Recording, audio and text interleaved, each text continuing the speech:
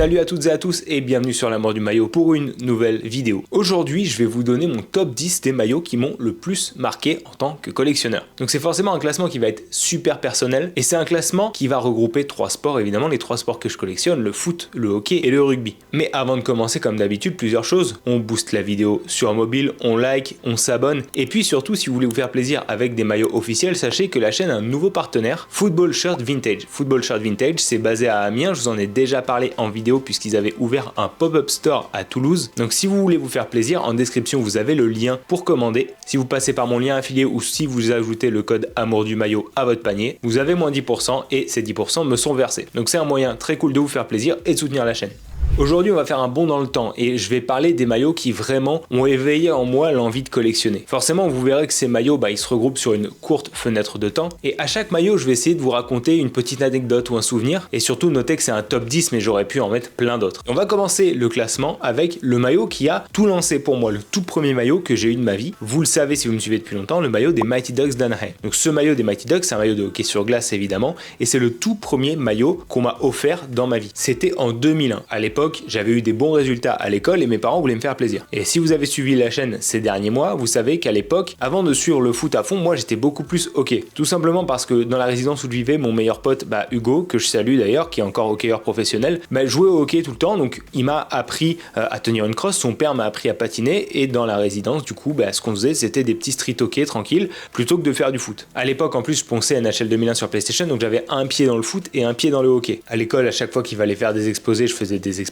de hockey. Quand c'était le carnaval, je mettais toujours le fameux maillot des Mighty Ducks pour me déguiser en hockeyeur. Bref, c'était vraiment trop bien comme époque. Et en mars ou avril 2001, je me rappelle, à la fin du trimestre de l'école, j'avais eu des bonnes notes et mes parents voulaient me faire plaisir. À l'époque, j'avais des vues sur le maillot de Lyon, dont je vous ai déjà parlé récemment, le fameux Lyon pâté, que j'ai fini par avoir après dans ma collection il y a très peu d'ailleurs. Et mes parents hésitaient en fait entre m'acheter un maillot de foot ou m'acheter un maillot de hockey. Parce qu'à Caen, ça va peut-être parler au Canet, on avait un magasin de sport qui s'appelait Sport Club, qui était tenu par Michel Had, un ancien joueur du Stade Malherbe. Ce magasin, franchement, c'était une caverne d'Ali Baba, c'était trop bien. En fait, il était divisé en deux. Vous aviez la rue qui passait et les deux magasins se faisaient face. D'un côté, vous aviez les sports collectifs, donc basket, foot, rugby, et de l'autre, vous aviez les sports outdoor. Et à l'étage, il y avait une petite partie hockey sur glace. Faut bien comprendre que c'est évidemment avant Internet, du moins avant le commerce sur Internet. Et sur Important, qui était pas bien long, vous aviez une dizaine de maillots de hockey sur glace de chaque équipe différente. Alors, les plus grosses forcément. Et j'avais un peu le choix. Moi, je kiffais plusieurs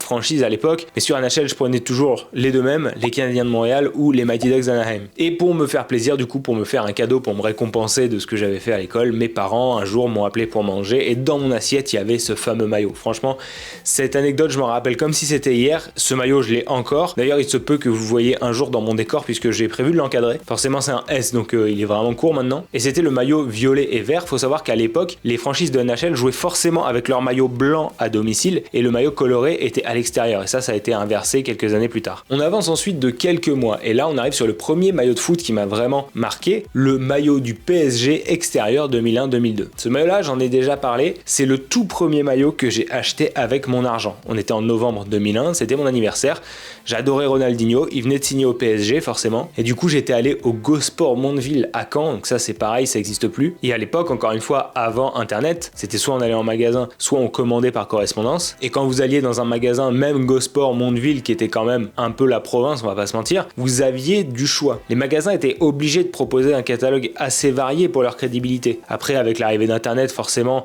et la variété qu'on pouvait y trouver, eux ils misaient surtout sur les best-sellers, mais à l'époque ils étaient obligés d'avoir quand même pas mal de refs un peu anecdotiques pour leur clientèle, mais ne serait-ce que pour montrer quand même qu'ils avaient la main sur plein de maillots différents. Il y avait notamment à l'époque le maillot de Saint-Etienne, je crois que c'était celui qui était sponsorisé par Game One, donc c'est dire. Et le binôme 2001-2002, domicile et extérieur, j'hésitais à l'époque, mais je sais pas pourquoi, il y a eu une époque dans ma vie où j'étais beaucoup plus maillot extérieur que maillot domicile. Et ce maillot gris, pour une raison que j'ignore, je l'avais vraiment kiffé et je l'avais acheté. Il y avait aussi la version noire, le third, qui a été porté très peu, je crois 2 ou 3 matchs, avec le col un petit peu rosé. J'ai préféré aller sur le gris et donc voilà, c'était le maillot que j'avais payé à l'époque, je crois 350 francs. C'est des souvenirs de dingue, c'était juste avant que ça passe à l'euro, donc ouais, c'était le premier maillot de foot vraiment marquant dans ma vie puisque c'est le premier que j'ai eu. Je pourrais pas faire une vidéo comme celle-ci sans évidemment parler de l'équipe de France. L'équipe de France de foot, il faut que je choisisse qu'un maillot. Ce sera pas mon préféré que je vais vous citer, mais forcément je vous ai dit que la vidéo elle était dans l'ordre chronologique. Donc on avance de quelques mois et on arrive je crois en février 2002, France-Roumanie, et là je découvre le nouveau maillot Climacool double couche de l'équipe de France. Et ce qui est fou, c'est que je l'ai découvert en direct à la télé. J'aurais pu citer le maillot de 98, le maillot de 2000, j'aurais peut-être un petit peu menti parce que moi j'ai pris le train un peu à cette période-là, mais j'ai de vagues souvenirs. J'aurais pu citer plus tard 2006, mais les souvenirs que j'ai avec le maillot de 2006 sont plus ou moins les mêmes souvenirs que tous les Français en fait. Oui, je me l'étais fait offrir par mes parents, je l'avais floqué Thierry Henry, c'était l'époque d'Espace Foot à Caen, ça venait d'ouvrir, pareil, lui c'était un magasin où il y avait plein de choix, c'était trop bien, mais c'est un petit peu commun. Le maillot de 2002, il avait quand même cette particularité de dénoter des précédents, parce qu'il n'y avait plus de bande rouge, il était en double couche, il faisait très high-tech, très moderne, j'en ai déjà parlé en vidéo d'ailleurs, c'était une vieille vidéo sur ma chaîne si vous le retrouvez, 2002, la révolution des maillots je crois, et donc je le vois à la télé contre la Roumanie, et je dis à mes parents, est-ce que si j'ai un bon bulletin à l'école, mais quand je disais bon bulletin, c'était pas 14 de moyenne, il fallait vraiment que j'ai du 17-18 de moyenne, est-ce que je peux avoir le maillot? Il m'avait dit ok, deal. Et du coup, j'avais bien bossé, et mes parents m'avaient offert le combo maillot-short. Alors, c'était énorme pour moi d'aller à Decathlon, d'acheter le maillot, d'acheter le short, et après j'étais même allé chez le fameux Michelad pour acheter les chaussettes quelques mois plus tard, et découvrir le maillot en maille que j'avais accroché dans un buisson. D'ailleurs, j'étais dégoûté, j'avais fait un trou peut-être 3-4 ans, parce que ce maillot, je le portais tout le temps,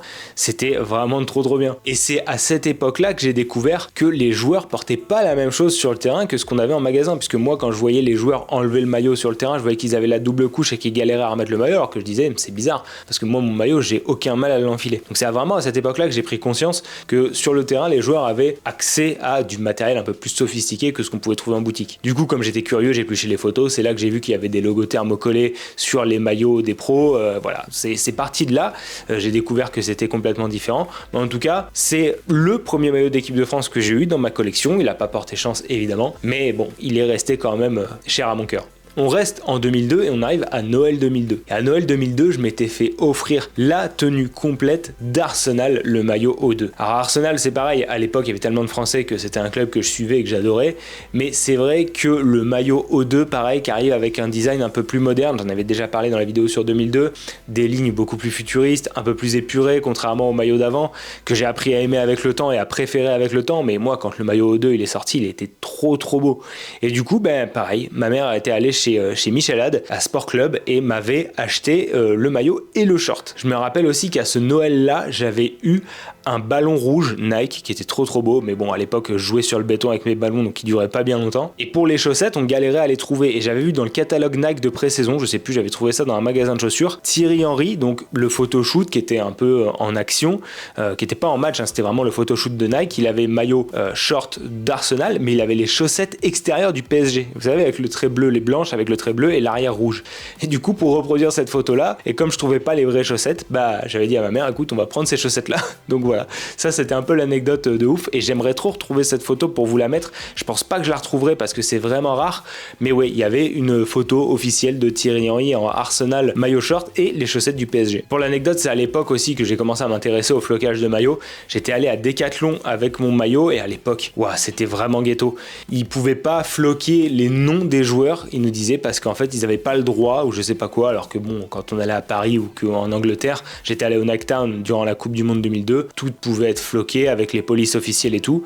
Et quand on regarde aujourd'hui les trucs de collection de l'époque, il y a tous les flocages officiels, mais à Decathlon Decathlon Mondeville, ils pouvaient pas.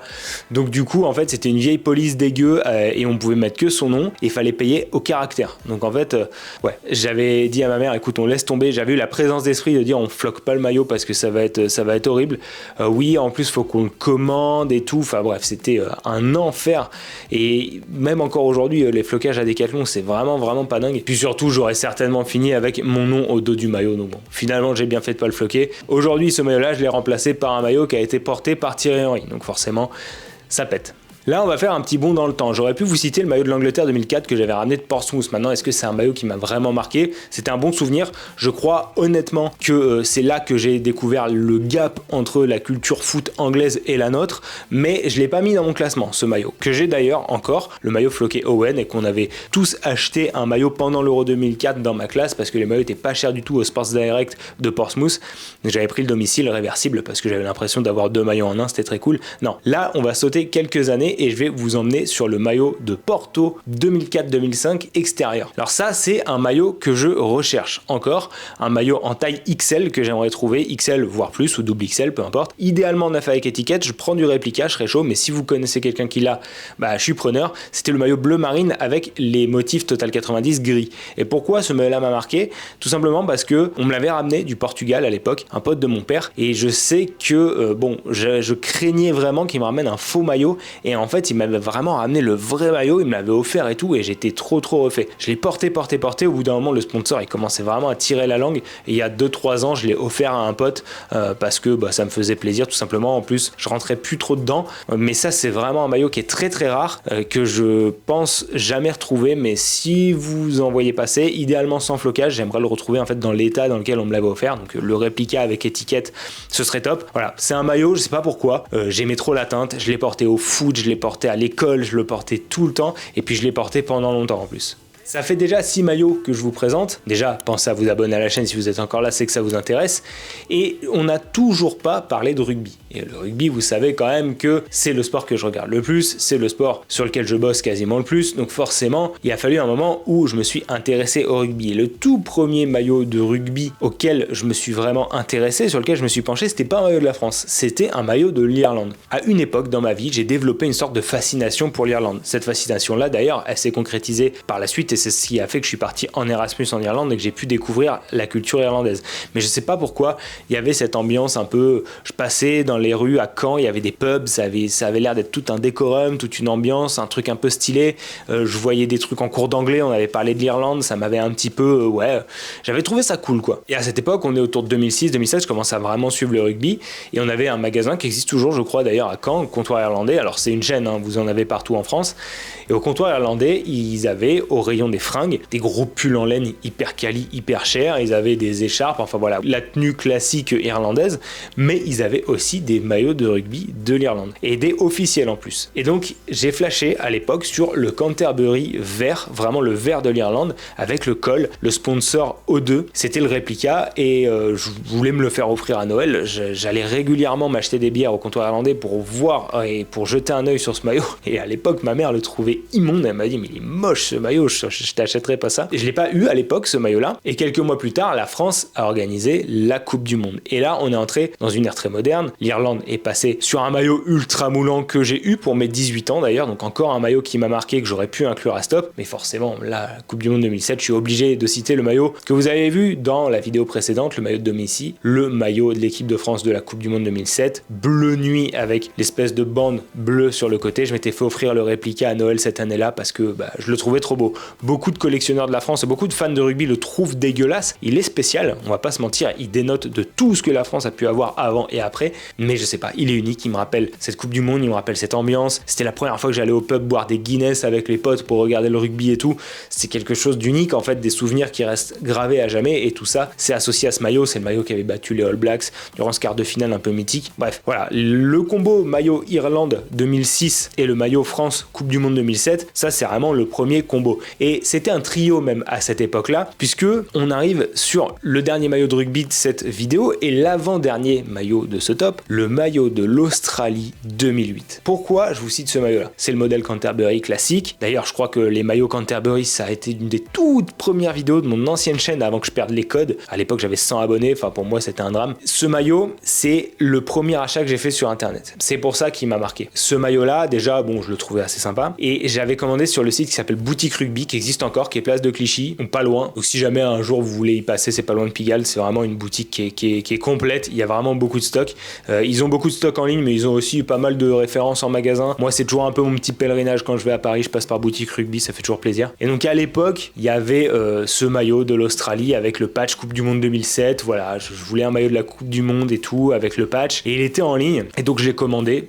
C'est à l'époque que j'ai appris que le cadenas faisait que, parce que j'avais peur de commander en ligne, mais ma mère m'avait prêté sa carte C'est là que j'avais appris que le cadenas dans la barre de recherche faisait que c'était un site sécurisé. On remonte à 2008 et en gros, ce maillot-là, je le commande et il met des plombes à arriver. Il met super longtemps à arriver. Il arrivait pas. Je me suis dit putain, je me suis fait arnaquer et tout. Et au bout du compte, j'ai reçu un maillot, mais j'ai pas reçu le maillot que j'avais commandé. Moi, j'avais commandé la version réplica qui reprenait un peu le design des pros, mais qui était une coupe droite avec le patch Coupe du Monde 2007. Et en fait, j'ai reçu la version type polo en coton avec le sponsor Qantas, donc qui était la version hors Coupe du Monde. Et en fait, quand je l'ai reçu, moi, sur le coup, je l'avais kiffé. Et ce maillot-là, je l'ai porté pendant super longtemps aussi. Et puis, j'ai fini par le vendre parce que à l'époque, je voulais me faire des sous. Alors, Vinted n'existait pas, donc je l'ai revendu sur le Bon Coin, je me souviens. Et un mec qui était venu me voir à ma salle de sport, je crois que ça devait être peut-être 3-4 ans après, j'avais revendu ce maillot-là. Pourquoi ? Parce qu'en fait, avec le recul, je me dis qu'il était immonde. Il mélangeait un peu des courbes très futuristes, un peu du design Canterbury, mais avec un col polo. Enfin, ça avait rien à voir. Mais c'est vrai que les mélanges de styles, c'est pas quelque chose qui me plaît. C'est ce que je disais justement sur le maillot à vagues et du Stade Malherbe pour lequel j'avais posé en 24-25. En fait, les vagues, ça va. Le col de l'autre côté, un maillot à col, ça va. Mais les deux ensemble, ça va pas. Et en fait, ouais, il y avait une sorte de mélange un peu bizarre. Et puis, il y a 2 ans, je crois, je l'ai retrouvé, ce maillot-là, en vraie version Stock Pro. Alors, vous connaissez l'anecdote, j'en ai déjà parlé. Les maillots de l'Australie, que ce soit en football ou en rugby, pour distinguer un Stock Pro d'une version player boutique, c'est très simple. Vous avez qu'à regarder l'écusson. Si vous avez au milieu un ballon de foot ou un ballon de rugby, c'est que c'est la version commerciale. Si vous avez le vrai écusson, les vraies armoiries de l'Australie, c'est que c'est un Stock Pro. Pourquoi ? Parce qu'en fait, seuls sont autorisés à porter les armoiries du pays, ce qui le représente, c'est-à-dire les joueurs. C'est pour ça que les marques, les équipementiers de l'Australie, quel que soit le sport, fournissent aux joueurs sur le terrain un maillot avec le vrai blason, puisque ils n'ont pas le droit de le commercialiser. Et c'est pour ça que vous trouvez sur les armoiries des maillots en version commerciale un ballon dessus qui vient cacher un petit peu, qui vient détourner le logo. On arrive à la fin de cette vidéo sur un dernier maillot. Je vous ai pas parlé du maillot de Malherbe. J'aurais pu vous parler du maillot de Malherbe 2004-2005 forcément, qui est le premier maillot de Malherbe que j'ai eu dans ma collection, qui m'avait marqué. Ça, c'était vraiment des souvenirs. Mais je vais boucler sur peut-être le dernier maillot qui m'a vraiment marqué avant que je bascule vraiment à l'âge adulte. C'est-à-dire que ce maillot-là, pour moi, il a un peu clôturé une parenthèse. Et je m'explique pas trop pourquoi j'aime autant ce maillot, parce qu'il est très très basique. Vous allez voir, c'était le maillot extérieur du Stade Malherbe en 2010-2011. Je pense qu'il y a tout un lore autour de ce maillot pour moi, parce que quand il est sorti, c'était une version donc catalogue blanche avec les lignes bleues. Vous savez, ça reprend le catalogue du Brésil à la Coupe du Monde 2010. Et sur le côté, Nike nous avait mis en fait l'espèce de boule qu'on avait au milieu du logo de Malherbe à l'époque, que vous voyez sur moi, sur le flanc à la verticale. Il y avait une personnalisation, c'était sublimé dans l'aération sur le côté. J'avais trouvé ça vraiment cool en fait, même si c'était pas bien exécuté. Je trouvais ça chouette qu'on ait un maillot personnalisé. Et je sais pas, les couleurs me plaisaient. Moi de toute façon, j'aime quand Malherbe joue en blanc et bleu, voire idéalement en blanc, bleu et rouge à l'extérieur. Quand on a des maillots un peu catalogue, juste noir ou blanc, des couleurs qui sont pas celles du club, ça m'agace un peu, j'en ai déjà parlé. Mais je trouve que ce maillot-là était cool. En plus de ça, on remontait en Ligue 1, on venait d'être champion de Ligue 2, on avait une attaque qui faisait plaisir, Molo, El Arabi, Amouma, que j'ai eu la chance de rencontrer à Saint-Etienne d'ailleurs. C'était pour moi la quintessence du football de Franck Dumas. C'était vraiment la dernière année vraiment où j'ai vibré au stade pour de vrai. Et malheureusement, j'ai eu la désagréable surprise de me rendre compte que la première fois qu'on l'a porté en championnat, ce maillot-là, c'était pas le premier match à l'extérieur, parce qu'à Marseille, on avait joué en jaune fluo, mais c'était peut-être à Montpellier ou quelque chose du genre. Le maillot blanc, on l'avait porté sans le motif sur le côté. Donc c'était simple maillot catalogue avec juste un truc de Malherbe marqué derrière, un drapeau de la Normandie, les sponsors, le logo qui était quand même brodé dans le maillot, faut le reconnaître, mais sinon c'est tout ce qu'on avait. Il avait un peu perdu en cachet et pourtant je le trouvais encore trop bien. Je sais pas pourquoi, encore aujourd'hui quand je le vois ce maillot, je l'ai dans ma collection, j'en ai un porté en match et c'est vrai qu'il me rappelle des bons souvenirs. Voilà, c'est vrai que je trouvais que le flocage bleu derrière avec le petit forestier vert, je sais pas, ça donnait une sorte de gaieté au maillot. Je le trouvais un peu solaire alors qu'il est ultra basique. Mais il y a des fois, il y a des choses qu'on n'explique pas. Il y a des maillots qui nous plaisent. Le maillot domicile, moi maintenant je suis plus maillot domicile en règle générale, mais à l'époque je l'ai dit, j'achetais plus les maillots extérieurs. J'avais pas acheté le maillot domicile cette année-là, je m'étais offert le maillot extérieur parce que je le trouvais trop bien. Voilà, tout simplement. Et après ça, en fait, je suis parti en Irlande, donc c'était vraiment ma dernière saison à Caen à proprement parler. Alors je suis revenu par la suite vivre à Caen et je m'étais réabonné, mais ça a vraiment été ma dernière saison avant de partir en études pendant 3 ans. Il y a quelque chose qui s'était un peu clôturé à ce moment-là, si vous voulez. C'est pour ça que j'ai choisi ce maillot pour clôturer cette vidéo, parce que il me rappelle énormément de souvenirs. Il me rappelle la dernière fois que j'ai vibré un peu comme un enfant au stade. Maintenant, quand je vais au stade, quand j'y vais, j'ai plus les mêmes sensations, et puis forcément, le niveau de l'équipe aide pas à s'enjailler, mais en tout cas, ce maillot-là incarne tout ça pour moi à cette époque-là. C'était vraiment la dernière saison que j'ai vue de mes yeux du Malherbe, que j'ai apprécié en tant que gamin. Voilà, c'est tout pour moi aujourd'hui. J'espère que cette petite vidéo vous a plu. Voilà, je me suis dit je vais faire un petit format facecam comme ça va changer. Il n'y a pas trop de montage, juste des images à incruster. C'était cool, évidemment. Mais moi, ce que j'aime, c'est voir vos commentaires. Donc dites-moi, vous, personnellement, les maillots comme ça qui vous ont marqué, faites un top 10 à la limite. Vous pouvez faire multisport comme j'ai fait. Ça me fera toujours plaisir. Peut-être qu'il y aura des rêves qu'on aura en commun, d'autres non. Voilà, peut-être qu'il y aura des maillots niches, peut-être qu'il y aura des maillots très vus et revus. Mais en tout cas, ça me fait toujours plaisir de le voir. Peut-être que c'est des maillots que vous avez eu en fake et que vous avez remplacé par la suite, et vous avez quand même gardé le fake parce qu'il rappelle trop de souvenirs. Voilà, dites-moi tout ça en commentaire. Encore une fois, on like, on s'abonne, on booste. On va voir Football Shirt Vintage dans la description pour se faire plaisir. Sinon, il y a d'autres liens affiliés, évidemment, comme d'habitude. Et nous, on se retrouve très vite pour reparler de maillot. Ciao!